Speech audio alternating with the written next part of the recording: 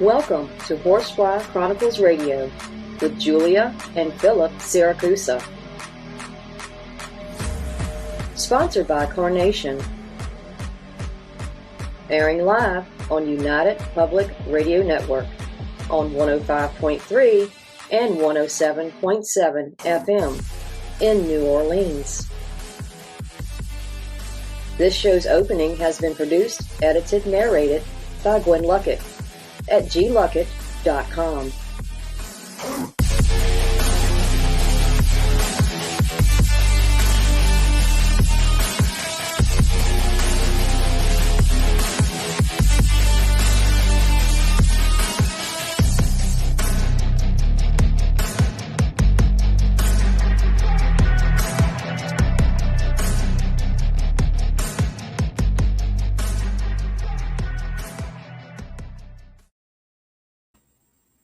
Hello, everyone, and welcome to Horsefly Chronicles Radio with myself, Julia Siracusa, and Philip Siracusa. We are broadcasting live from the United Public Radio Network on 105.3 FM and 107.7 FM from New Orleans. We are fully sponsored by Carnation, so we want to thank them for their sponsorship. We love them. We'll have to do a few things in order to participate in chat. Go to our YouTube page, UFO Paranormal Radio UFO Paranormal Radio. Go to all of our Facebook stations, UFO Undercover with Joe Montaldo, News on the Flip Side, Horsefly Chronicles, all of those platforms, and SoundCloud, Podbeam, Twitch, and all of those platforms where you can watch podcasts. So, guys, tonight we want to welcome back to the show Rich Valdes. He has been investigating the paranormal for 39 years and has been trained by 3 churches, recognized by two religious demonologists for 36 years. He is the residing demonologist of the United States Old Catholic Church, presided over Bishop James Long. He's been featured on the TV shows A Haunting and featured as a regular cast member for Eli Roth's Presents The Legion of Exorcists. He's also the co-host for Greetings from Beyond Radio, which airs every Wednesday night at 6 EST. So let's welcome him to the show. Welcome. Welcome him back to the show. Thank you for having me. Hi. Appreciate it. Second time around's always a charm. There's been a little. They always say that, yeah. Just a little change, and that was my bad. Now I'm once again the host for Greetings from Beyond Radio. So it's all good. Oh wow! Oh, that's exciting. Yeah, I started it off by myself, and might as well finish it off by myself. So it is what it is. Wow! All right, let's more work for you. That's great. Yeah. Congratulations. Great. So, for anyone that may not know you, tell our listeners a little bit about yourself and how you got started. Just a little bit to get it going. Paranormally speaking, or demonology speaking? Both. Paranormally speaking, when I was 15, I had an out-of-body experience. I thought I was dreaming, but it wasn't a dream. And when I got to where I was in what I thought was my dream, I realized I wasn't dreaming. Since my family was a very conservative, Christian religious family, they thought everything was demonic, and I was like, this wasn't demonic. There was nothing harmful in this, but they insisted that it was. So I started going to the library, the public library, and I started looking in the areas where they had books on ESP, paranormal type books written by Ed and Lorraine Warren, Hans Holzer, you name it, all the classics. And that's when I started learning more and more about the paranormal.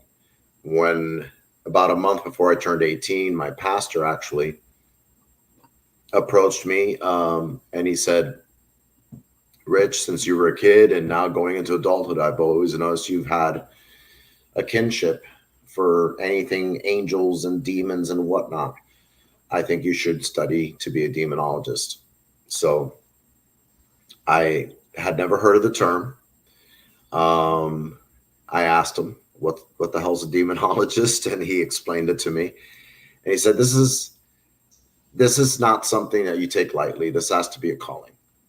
So pray about it, get back to me and let me know. And then when you turn 18, we'll start your training if you decide to. And I took about a week, and I told him, yeah, I'll do it. And waited until after my birthday. I'd say about a week after my birthday. And he said, okay, now you're done with all the, childish stuff. Time to be an adult. And he started training me.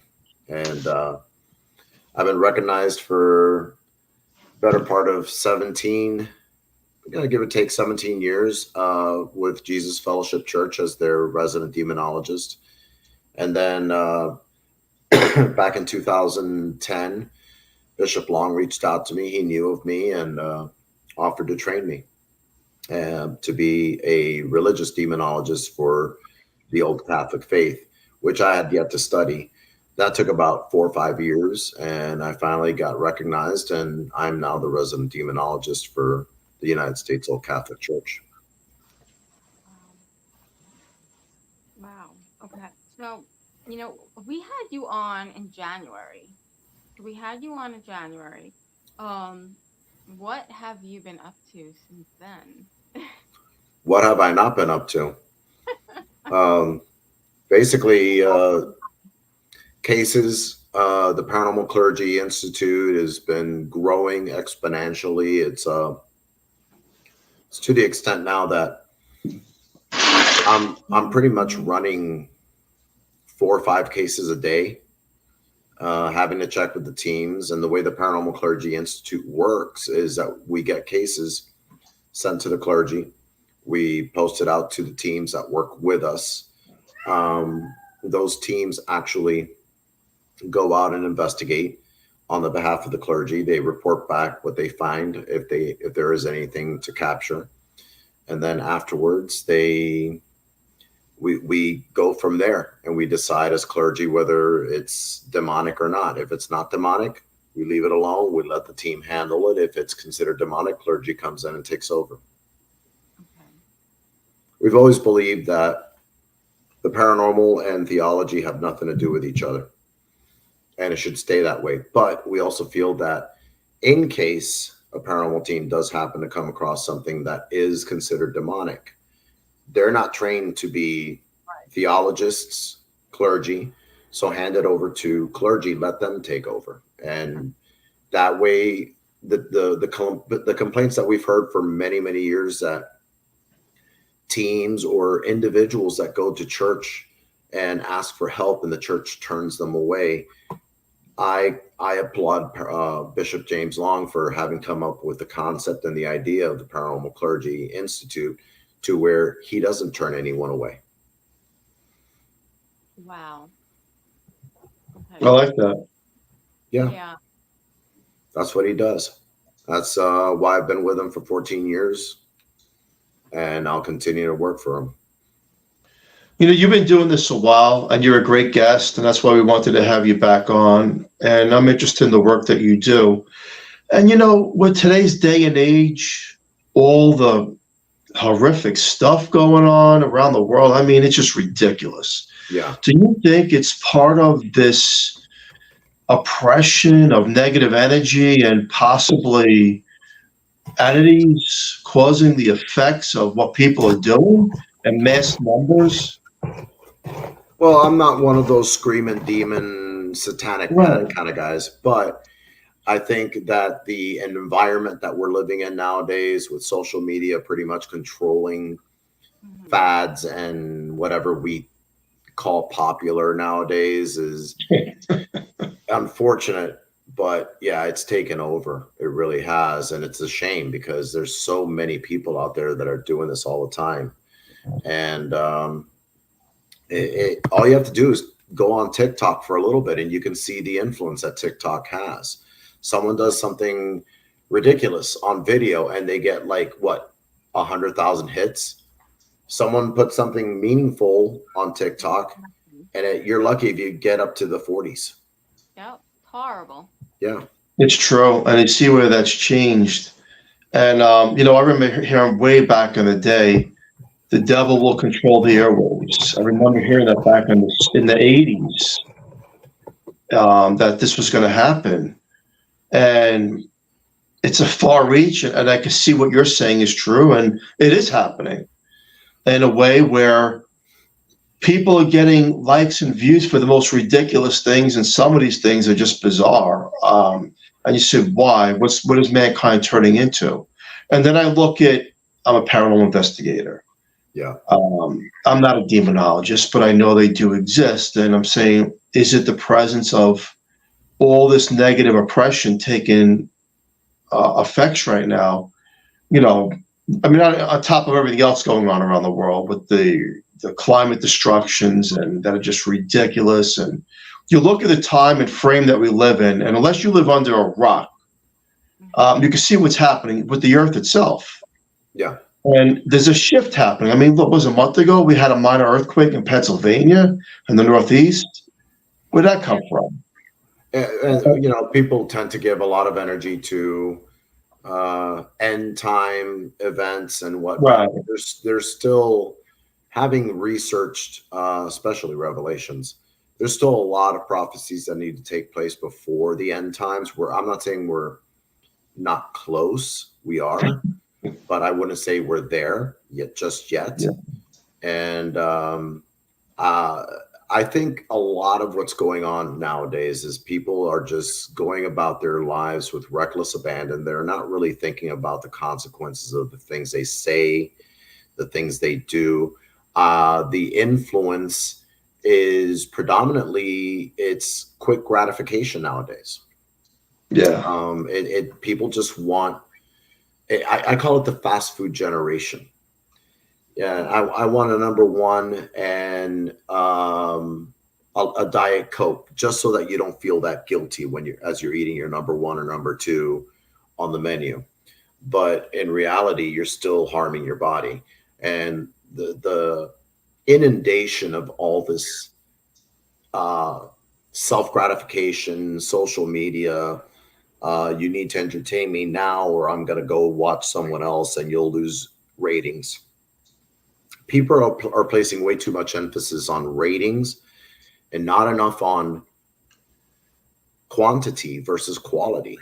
And that's a shame. I think it really is. It's beginning to reflect where people have gone as of these days. I agree with that. And it feels like it's a now society building on sand, not stone, which eventually will crumble. Exactly. Because if the internet did go down, if there was that case, a lot of people will go broke very quickly. I agree. I mean, it's happened before when we had a crash. I mean, it wasn't that long ago when Facebook crashed. No, we're talking like a major out. You know, and the whole transcend of times I'm looking around, and like you said, TikTok, right? You know, there's just so much stuff. Now let's get into this Thursday. The Vatican is making an announcement. Maybe you're aware, maybe you're not aware. I don't get the news. I'm sorry. So if they did, I didn't hear it. Yeah, it's on the news, regular news stations, that the Vatican's going to talk about what people should do if they see apparitions. I find this even more mind-blowing now. Where is this coming from? It's out there, and it's this Thursday. So we're in this time frame that we think we know so much, but we know so little. And it seems like the Vatican and the government, they put out leaks of information to society of things they already know, that are already behind the closed doors, that maybe they feel like the public cannot know. So it slowly comes out, right? So that there's no no shock. What's your thoughts on that? I mean, you haven't heard of it, but the fact is they're going to be talking about what people should do if they see apparitions. Call a paranormal team that's well reputed. You know, do your research. Don't provoke if you see an apparition. If I was the Vatican, at least that's what I would say. I would be fascinated to hear what the Vatican has to say when it comes to if you see an apparition, in case of break glass, you know what I mean? I'd like to hear their take, but unfortunately I don't have cable right now, and I'm sure I'm going to miss it. I'll have to ask you, Phil, and Julia, because this is the first I hear of that. I tend to be. I didn't know either.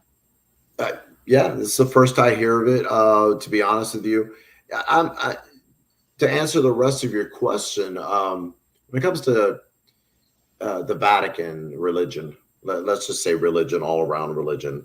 When it comes to politics, I'm one of those that I don't trash anyone's political affiliation or religious affiliation in any way, shape, or form, because I'm not the person to do it. Because the way I see it, if someone comes to me for help and they are Buddhist, but they have a question that is related to Christianity, I'm not going to say, oh, no. You're a Christian. You're not a Christian. You're a Buddhist. Go away. Same thing goes for, Republican, Democrat, Independent. I don't give a crap what they are, as long as they're coming to me and asking for advice. I don't care what their political affiliation is.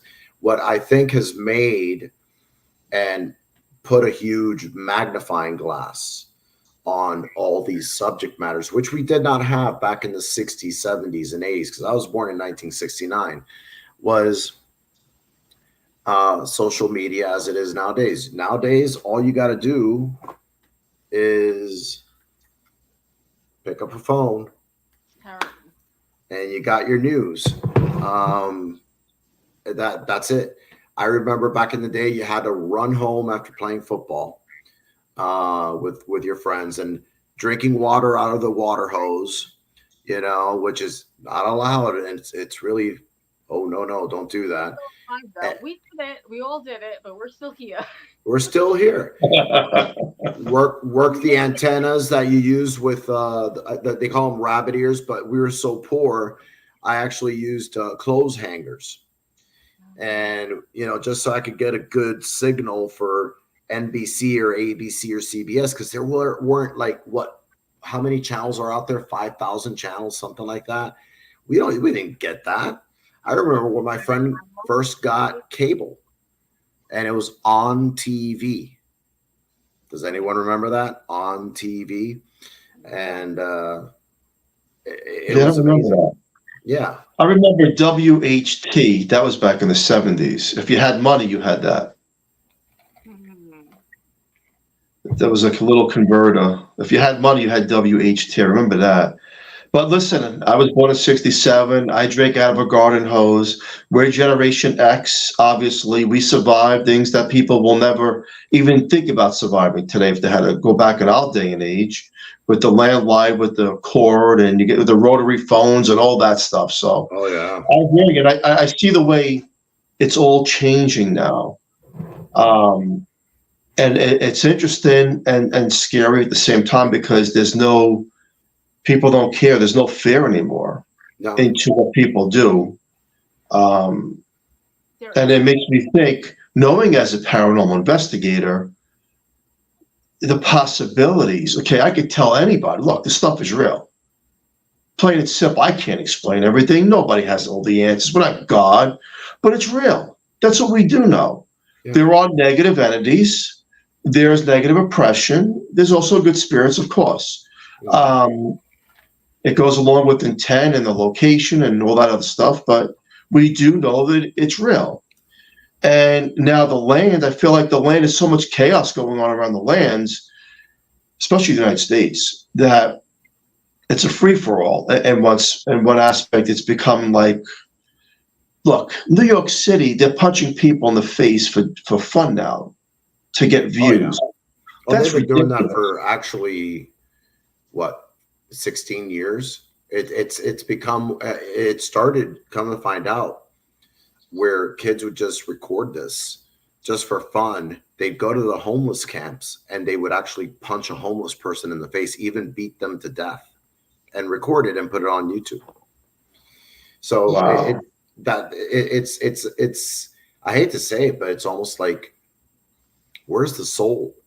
of this country. It's gone to hell, pretty much. Yeah. It's awful. I agree with you 1,000%. Right, Joel? Yeah, I want to give a shout out to some people in chat. Beth Allen. My sister. That's your sister? Oh, no. Okay. Yeah, but I call her sister. Okay, Z's son. Hi, Julia and Philip. Hello. 1969. I can relate, yeah. But the time and the transition that everything's going into and the work that you do, okay? Mm-hmm. And we talked about, do you feel this negative wave? And of course, not everything is a demon or that's based on beliefs and all that. But we do, though, there's negative entities, period, right? Mm-hmm. Is there a resolve into individual people and cases? Because one of the questions as an investigator I get asked, and I don't remove demons, so is, look, where does it go? You go to a home, you do an exorcism, whatever you do, deliverance and bless the home, where does it go?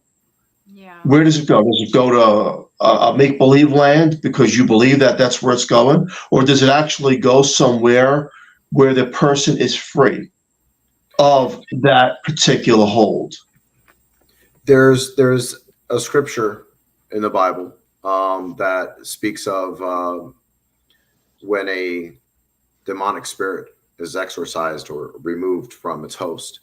It states that it goes on to dry places and it's seeking refuge. When it finds no refuge, it comes back from whence it was removed, and it sees that it's been swept clean. So then it leaves again and comes back with 7 more wicked than it to take over that host. And that's one of the many dangers. I've often stated that one of the most unsafe locations to actually investigate, believe it or not, happens to be abandoned locations. Yeah. Because oftentimes, I'm not saying all, abandoned locations becomes Beetlejuice Demon Hotel or anything like that. I'm simply saying that is where they can actually take refuge and rest.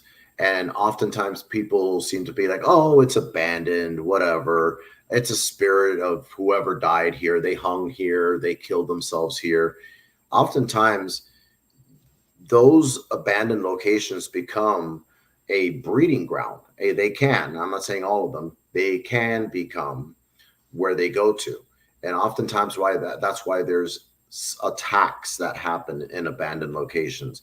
And it's a theory that I've held for many, many years. And I've been proven right every single time, because that's usually where people go is, they go to an abandoned location, they investigate, and then all of a sudden all hell breaks loose. But at the same time, I don't think everything is demonic either. I'm one of those that I need to test everything. I need to look at the symptoms. I'm kind of like, I'm not going to call myself a doctor, but I'm going to use a doctor as an analogy. If, let's say, Julia, you and Phil, you come to me and you both say, hey, Rich, we've had this headache for a month and we can't get rid of it. We think it's a brain tumor.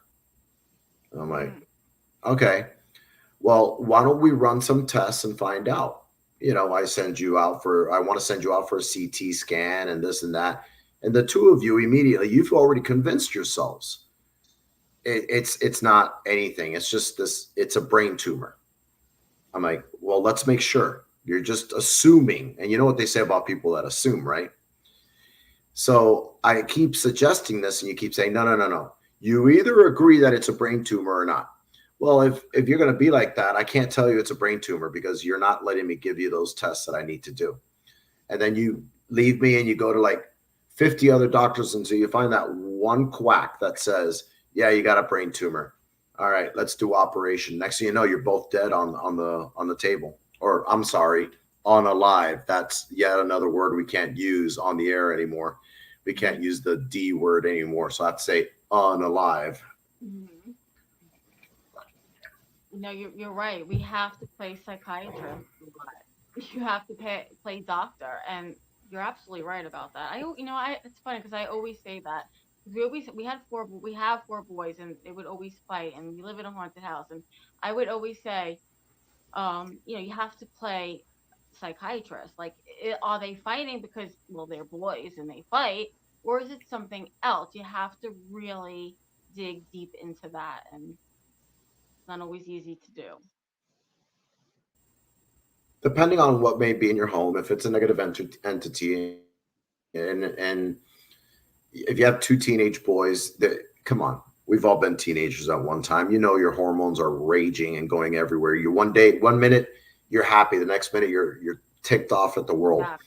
What we need to realize is that they're prime, I'd say targets if there is a negative spirit there. And by negative spirit, I don't mean a demon. Right. It could be it could have been a really nasty spirit in life, so it will be in death.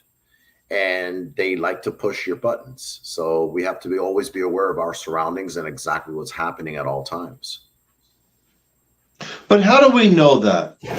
That's the thing I keep hearing over and over again. Well, if you're bad in the physical realm, then you can be bad in the spiritual realm. How do we know that?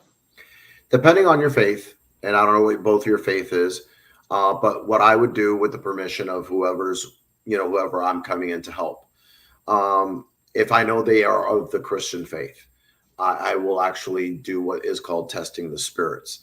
And that's simply a series of a bunch of verses that you use and it is a form of provocation. It's called religious provocation, and only trained clergy or lay should actually perform this.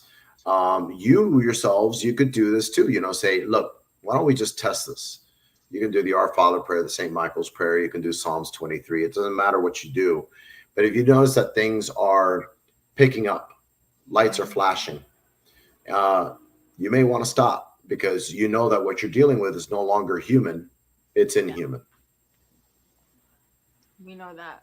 So you're saying that's interesting. So you're saying that the certain prayers may affect, if it is an entity, it'll start to trigger the electricity and things to that nature. That was very interesting that he said that, because in 2013, I was playing that song, Ave Maria. And I was up alone. It was like 1 o'clock in the morning. So I don't even know why I was playing it. I have no clue. Something in my mind just says to play it. So I'm playing it. It's a beautiful song, of course. And we have this huge chandelier in the foyer, and it started swaying back and forth, which is impossible to do unless there's movement on the earth. And I'm like, whoa. I just stopped playing and ran to bed, but I wasn't getting. And now you're saying that it's interesting. So was it a trigger to say, don't play this song? Oftentimes when I go in to do a walkthrough, it's religious provocation. And if there's something demonic there, I usually ask everyone to actually step outside. I'll walk in with maybe someone else that is trained and they know how to protect themselves, so they can record everything on video. And I had one particular case where as soon as the family stepped outside and they went to the front yard, I went in with someone else on my team that was religiously and spiritually prepared. We had actually prayed the night before and that evening before as well. And I just went in saying Psalms 23. And as soon as I started, I'd say within 2 minutes, lights started flashing. Plates started falling. You had a chair that kind of like, it was like this, and then it went like that towards me. And that's how I knew that what we were dealing with was something inhuman. It was warning us, continue doing this, it's going to get worse. That chair that just went, I'm going to pick it up and throw it at you. Those dishes that just fell, I'm going to throw them as Frisbees to you. Those lights, the light bulbs are going to explode. But that's how I tested the spirits. Now, oftentimes we also need to discern between, is this demonic? Is this a nature spirit? Is this something else altogether? Maybe it was in life, was it a human that didn't like religion, didn't like faith in God or anything like that? there's many other things that I really can't go into due to my training and oath that I took to the church that we can do to test that as well, to make sure. Because oftentimes what a lot of people don't seem to understand, they hear the story of Lucifer falling to earth with a third of heaven with him, but they tend to forget. And this is social media. Let's go back around, okay, Phil, to social media. Everyone thinks that Lucifer is this red horned devil with a tail swinging around, living in hell with all the demons. He fell to earth, and those fallen angels fell to earth with him. So that means he's on earth. He's not in hell. So oftentimes people think, oh, they're going to send the demon to hell. With all actuality, that's not the case. The way I've been trained to actually do liberation is you send it before the throne of God, and God is the one to judge as to where that demon, if it is a demon, is to be sent in the first place. That's fascinating. And just to back up what you're saying, I remember we had NESPR here. We had Dan Rivera here, and just back a few years ago, and then he was saying a prayer in my dining room. And I'll never forget this. They were all there, the whole team, and every light bulb went so bright, you almost had to close your eyes as he's saying the prayer. And then all of a sudden it went away, and lights went back to normal. And it's interesting. It's fascinating to me. It's fascinating. And again, to the listener, I know some of this stuff is hard to believe. And look, I'm a New Yorker. I got a hot head. I don't believe nothing till I see it. I don't care who you are, but it's real. It's, unless there's a scientific explanation behind when we think something, I don't know. But I know what I've seen. I know what I experienced. And it just validates what you're saying, too. And well, I'll ask you both this question. Have you ever seen oxygen? Oxygen? No, not that I could say. Or the atom? No. But you know what the atom can do if it's split. You know that if you don't breathe oxygen, you die. Correct. Yet we have faith that it does exist. Now, Correct. science has proven its existence, but science has also proven the ghost DNA as well a few years back. And I find it fascinating. I think it was last year, there was a Congress committee that was created just to prove, to have these people that were coming forward with evidence to prove the existence of UFOs and aliens. And this took place on TV. I remember seeing it, and I was like, watching that too, yeah. I found it fascinating. I'm like, you mean they are amongst us? We're not crazy. Those lights we see in the air and these aliens that we've seen here and there. I personally haven't. I've seen lights in the air, but they brought it forth. And this was on television. This was on CNN. Yeah. I think it's fascinating. I watched that whole thing, and I think there's only so much we know, and governments obviously know more, and maybe there's stuff they don't even know. But do aliens exist? Well, I think we're there at that point of humanity. I think it's real. We're not alone. Well, think about it this way. Ever since the crash in area, what is it, 51? Area 51. Notice the jump of technology all the way till now, because we were like in the Stone Age before that. Okay, then all of a sudden we took leaps and bounds. We went to the moon. We did all this technological advancement. That's just I was about to say that just doesn't happen overnight, but it did after that crash. So it kind of makes you think that was a crash. That wasn't a weather balloon. We all know that. Yeah. No, that was a real crash. They say that's how we got fiber optics. Look at the chip, how much the chip can actually hold, and I agree with you. I definitely agree. Do you think that aliens and demons have anything to do with each other, or it's nothing to do with each other? No, I think it'd be very, very dim-witted of us to think that we're the only ones in this whole big universe. Yeah. You know, it's no. Some have theories that they're extra dimensional beings. Some think that they are us in like thousands of years in the future. I don't know. I think they happen to be a different race of different beings, and they're from a different planet. Some may be from different dimensions. The possibilities are there for just about all these answers to the questions. The problem is until we can actually, could you imagine, like, it turned out to be like Independence Day. We were just gonna watch that movie yesterday. I just ruined it for you. No, we've seen it. We've seen the movie, but yeah, it's a great movie. The first one was great. So think of it this way. Independence Day happens, and it's not a takeover. They're simply visiting.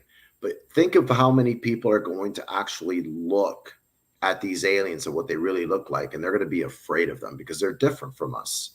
I had a client about 2 weeks ago, and I had to literally just talk her off a cliff. And the way I did it was, ma'am, how do you know it's a demon? And she's like, well, I'm sure it's a demon. I said, why are you contacting me then? Well, you're a demonologist. I'm like, so do you want validation, or do you want me to tell you that no? And if I told you no, are you going to go to someone else? And I explained it to her this way. When we were children, that demon, we used to call it the boogeyman. It hid under the bed, in the closet. As we grow up and we watch all these horror movies, our mind changes and we evolve. It's no longer the boogeyman. Now it's the demon. So we have to be careful how we apply our psyche to what we're watching, to what's happening around us, or what we believe may be happening around us, because oftentimes it is how we perceive and choose to perceive the world around us and what's happening around us at all times. Yeah. I agree. You know, I have a question. You know, in the paranormal, I want to get to the paranormal world. There's so many of us that are sick. I mean, every day you see someone else is sick. There's so many sick people in the paranormal field. What do you think is going on? Is it because of what we're doing? Why are we all sick? Why? Sick in what sense? Like, you know, health-wise, you know. Health-wise. I mean, yes, health-wise. We're talking cancer, it's everything, you name it, and no one ever feels good. Well, It takes a toll on you. I don't think there's any connection. I think whether you're in the paranormal or not, people are going to have cancer. People are going to suffer, you know, but honestly, I think the negativity, the negative energy that's out there can cause illnesses. And there, God knows there's a lot of trolls out there, people that are, you know, constantly insulting you for no reason at all, people that are bashing for no reason at all. And it depends on how you choose to either engage or just walk away. I'm one of those that just walks away. I give it no energy. If that person that I don't know just insulted me, or laughed at me or mocked what I do, are they paying my bills? Right. I think we spend too much time. Think of it, Julia and Phil. Do we honestly care if someone actually goes on social media and says, you guys are fakes and you're doing this for money? Okay, is that going to pay your bills? It's not going to pay your bills, honestly. To me, I've gotten so much hate mail, I've gotten so many negativity that I think people can actually work themselves into a frenzy of, oh my God, they think I'm fake. Oh my God, they just called me this name. Oh my God. I'm like, oh my God, who cares? Yeah. Oh, Who yeah. cares? And you can worry yourself sick. I think we've all heard that term before. And I'm just one of those nowadays with everything going on in my life. And Julia, you somewhat know about it. I could very easily have been one of those, but I chose not to be that way and just move forward. That's all you can do in the end. True. Yeah. Very true. Don't feed into the negativity. Don't acknowledge it. I think with paranormal investigating and being in the line of work that we do, there is truth into, like you had said, if you go into an abandoned building, maybe if it's affected by certain oppression or energy that is negative, it could take effect and use the person as a host. Now, what we have learned, and this is a fact, from our own house and having all these teams around the world come to our own location, is that do people get sick through being psychosomatic? Of course, right? Power of thought. Power of suggestion. But what we've also learned is that during paranormal investigations, what we cannot rule out is that batteries go dead on the equipment and things get haywire, staticky, and all of a sudden you think you're recording voices and you're recording dead air because nothing is working. And most importantly, the equipment is malfunctioning at a lot of times in locations, right? Mm-hmm. So then we know that there's something doing this. It's not just a coincidence that all of a sudden you're investigating, now my battery went from 100% to 10% in 5 minutes. It doesn't happen unless you're going to the dollar store for batteries. So, which don't do that, by the way, people. I'm a victim of that. Do you remember the battery that had that cat, the black cat on it? Black cat, yeah. They still sell that in the dollar store. That's how old I am. Yeah. Nowadays, it's Energizer or Duracell. But that's really all you can do. That battery still exists. Go to the Dollar General and you'll find it there. Sorry, I interrupted. That's amazing, but it's true. And then you say to yourself, whatever's draining the equipment, draining us, drains people. Yeah. So there was a time where you hear people say, I have a paranormal hangover the next day. And that's a real thing. Now, I was one of those people that had a paranormal hangover, and I went for blood work because I was out of it for a long time. It wasn't one day. And to come that my vitamin D level was so low, they couldn't figure out why. Yeah. So is it the possibilities that when there are negative energies around, that they drain us in such a way where they're depleting us and we think, well, I'm going to snap out of it. But maybe medically, it's doing something to us. Because in the paranormal field, and we all have a lot of friends out there, and look, there's common grounds of cold and sickness and cancer and disease. We get all that. But there's also this percentage that I see that don't feel right after investigations. And then I go back to my own case, my own home, and the teams that were here, and the equipment, and I backtrack everything. And if equipment and batteries are affected, and we're affected with a paranormal hangover, then there's a possibility that some of these things we don't know what they're doing, where they're leeching on like vultures, like a leech, right? Yeah, they're sucking the energy out of you, an invisible energy vampire, where now you go into a state of null and void, and I don't want to do anything, and depression, and I've seen this happen once too many times to call coincidence on people that are well known in the field, to know that this is a real thing. So again, I see people come into my home with religion and belief. I see people come in with crystals and things that, believe it or not, those were the people that weren't affected. I can't explain it, but we did have one case here where we had Chris Moon here and Denise Garcia, and they were loaded with their crystals and everything. And they did pick up things, but they didn't get affected by it. Is it possible that the crystals absorb the energies like they believe it does? There's so much out there that is, to me, is mind-blowing that we just don't know, but it's real. Yeah. I think it's two things. I think that the crystals do help, but I think they'll go after who they think is a threat too. In a lot of cases. There's I agree with you there, both you, Phil, and Julia. we also have to bear in mind that even just everyday normal spirits drain our energy to communicate. Yes. In order to come through. They don't have to be bad. They simply need energy. I remember there was this was a few years ago, and I forgot the name of the team, and they were on TV. But they used to use a taser to tase the air. Huh.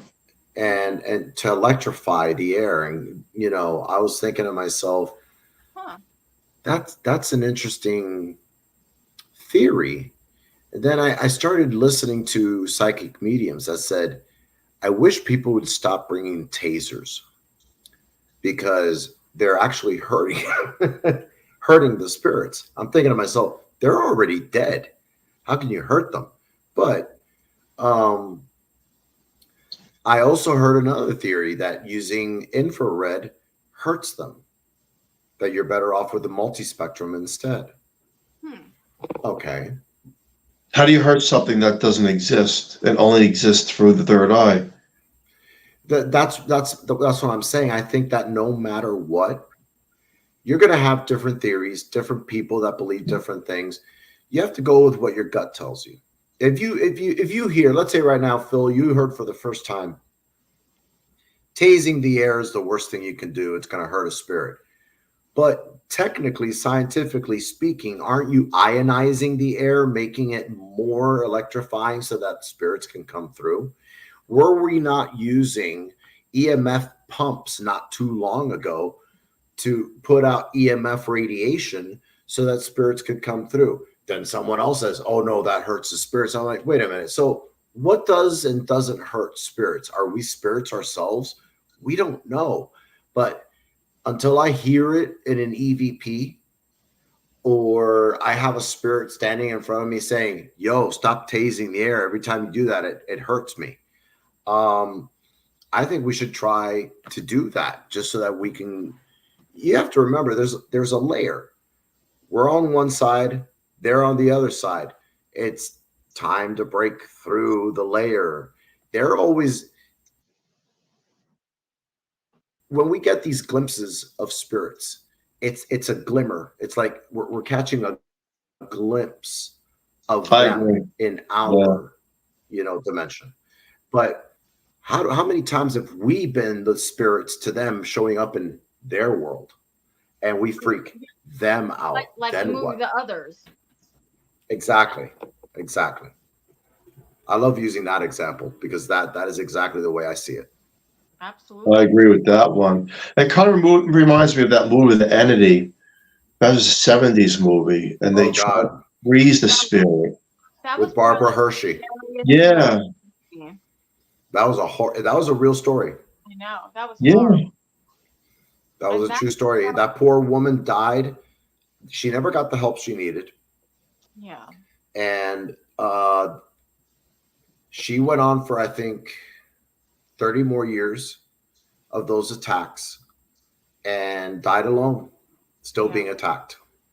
They never helped her. Let me ask you this. Back then, they didn't have the help that, I don't. Do you believe? Yeah, but is it a belief? Is it a belief that a person can be raped by a spirit? Is it possible? Is it possible? What we're actually saying here, is that possible? And I'll quote my mentor, Bishop Long. We actually talked about this on my show last week on Greetings from Beyond Radio. And he had a case that he had for 3 years where this elderly woman in her late 60s was being molested. She was being raped. Now, mind you, it's not that they would find any evidence of rape and, something left behind or anything like that. The muscles were being contorted to feel as if she was being raped and ripped apart from within.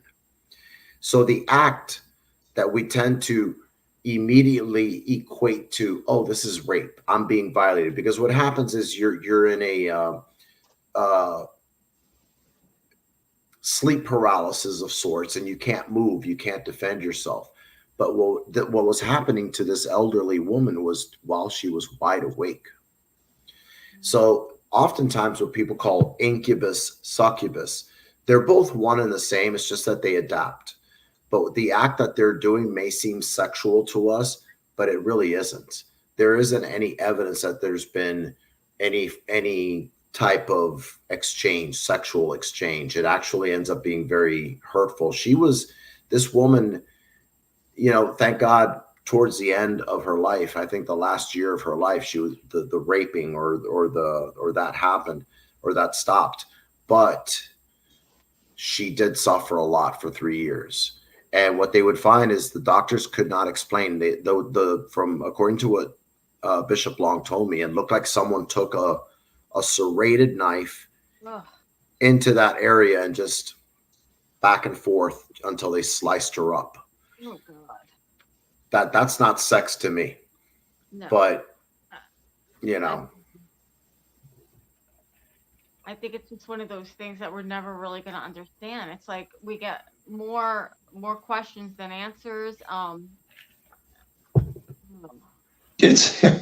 speechless because I know I've seen the movie The Entity, and I know there's cases out there where people have claimed to be molested by a spirit, and some people show bruises and bite marks, and I don't know.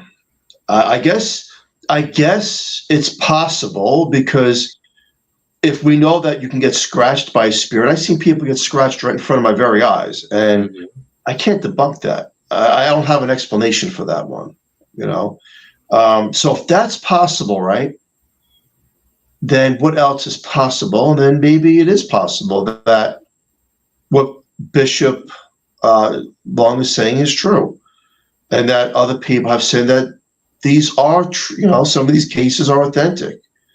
They're few and far between, thankfully, but maybe there are all these cases, because if it could do a scratch and it could do a fingerprint or an imprint on your skin, I've seen that. Yeah. And I've seen bite marks on people. Now, I've seen bite marks where people can't bite themselves. Then it kind of makes you think that, what are we dealing with? Are we dealing with an invisible entity that can just do these things? Because it has will, it has the intent of something to do it. It may have been. Can you imagine if we could actually come across the spirit of Jack the Ripper? Oh. Yeah. There you go. No one's ever solved that mystery. No one ever knew who Jack the Ripper really was. They assume that Jack the Ripper was a doctor, and he would actually take it out on the streetwalkers of that time. Phil, we've had the great-great-grandson, I forget his name, of Jack Ripper on our show. I forget his name. It'll come to me. But You see, and that's how we keep forgetting. You forgot his name? Everything. People, this usually happens in the 50s. When you heard 50s, I almost forget everything. So almost there. I'm not there yet, but I can't remember. Well, we're just warning you ahead of time, Julia, because I'll be 50 in August, so I mean, I'm there. Then you'll know. You'll know then. And Phil and I already know that. Phil was born in what, 67, if I recall. Yeah. I was born in 1969, and I was born in we're already there. We're already going downhill. Look at my beard. My beard used to be the color of my mustache. It's now the color of gray. It's like I can actually poke fun with John Zaffis, a good friend of mine now, and say, "Hey, buddy, look, my beard's gray just like yours. Next thing you know, my stash is gonna go." With age comes wisdom, right? True. We're like wine, Phil. We're like wine. Think of it that way. Yeah. Oh wait. It's funny. I watch these infomercials. People saying, "Don't you want to have a good body this summer for the beach?" I laugh to myself. I think it's funny. Like, what am I, 20 years old, 30 years old? I'm 56 years old. Yeah, good body. My things are go to the beach. First, I got to get to the beach, and I find it an inconvenience to drive to the beach because it's so far away. And then if I get to the beach, I'll worry about the beach. Forget about everything else. Hi, I'll Jen. make it that far first. So if we go at the beach party, those days are over. Hey, Jen. Yes, thank you, my dear. Aged like fine wine. Dad bods. Yeah. But then again, Jen I got still a shirt that says that. Jen is 37. I'm 54. 37. Yeah, Wow. she's got a long way to go. She's got a long way to go. Funny, yeah. She's gonna kill me one day. At least I'll die happy. Yeah. Oh my goodness. Hey, the team, you were on the show that we found really good. What was the name of the show? Which one? Eli Roth. Eli Roth. Yes. Are you getting a second season? I don't think so. Travel Channel has pretty much turned their backs on anything paranormal. Really? Yeah, they're phasing out of the paranormal because they were actually bought up by Warner Brothers. We thought it was going to be a merger. It turned out to be a takeover. And I guess Warner Brothers has been moving everything that's been done with travel to Discovery or to Max.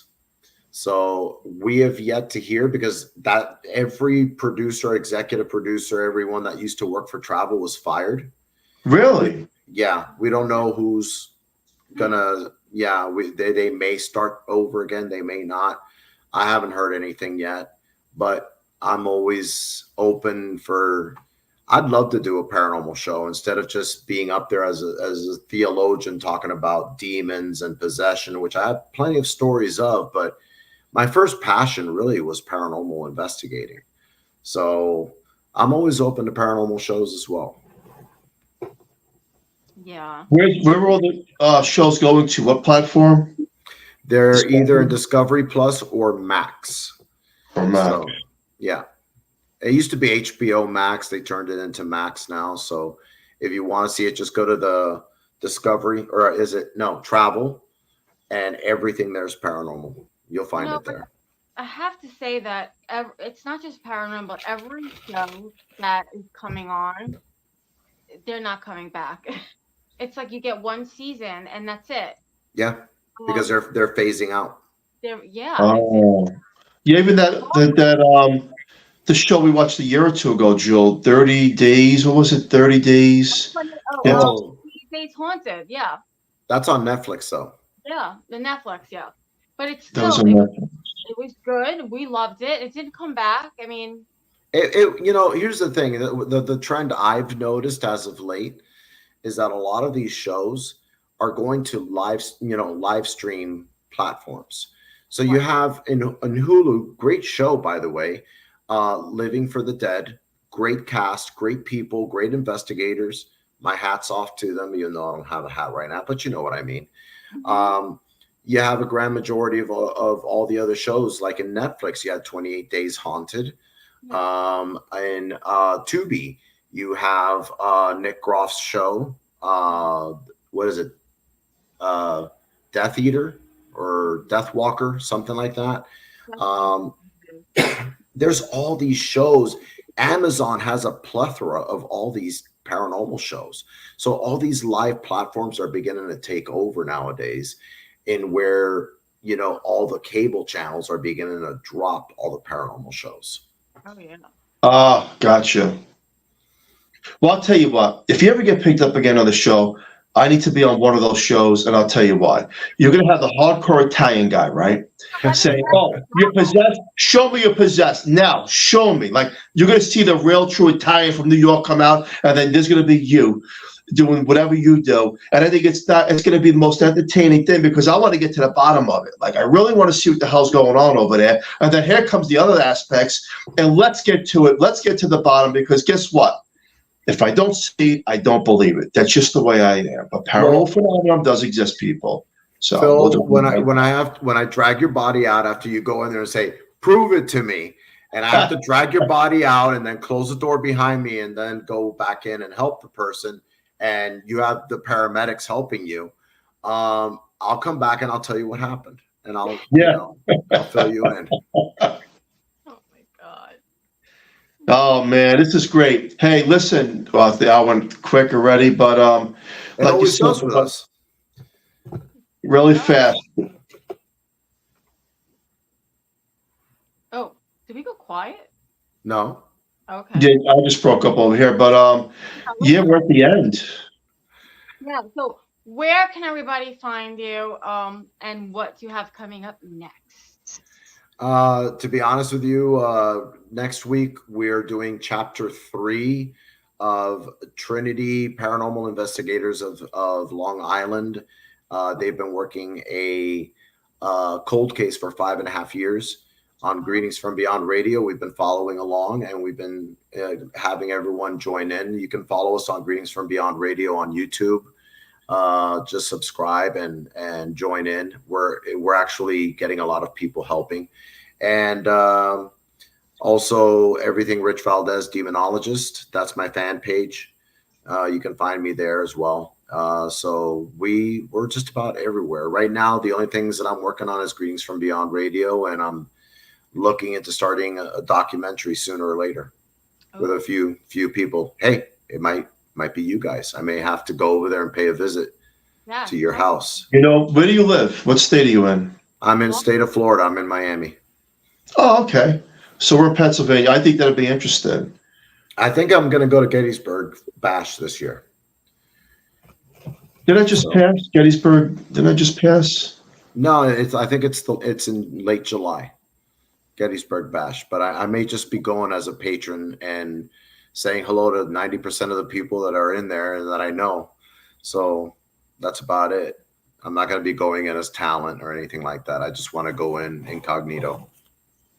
Yeah, we'd love to have you as a guest at the Horsefly Chronicles home just to see what you think and experience, like Ralph Sarchi and Bill Bean and all those people around the world that have been here. Though Bill wasn't here, but Bill, I'll tell you one thing before we wrap up the show, talking about ghosts and spirits. He did a prayer over the phone in 2014 for me, and the papers in my office were flying everywhere. Look at that. No window, no fan. I will never forget that. That was crazy. So hey, we definitely got to have you down here, and hasta la vista. We're done. For sure. Have a good night. All right, Julie, wrap it up. We're going to get kicked off here. Special thank you to Carnation for fully sponsoring the show from day one. Thank you so much. And join us next Monday night on the United Public Radio Network on 105.3 and 107.7 FM from New Orleans. Thank you so much, Rich, for coming on tonight. Thank you, everybody. Pat, Jen, Zizan, everybody that's in chat. Thank you for joining us tonight. Have a great night.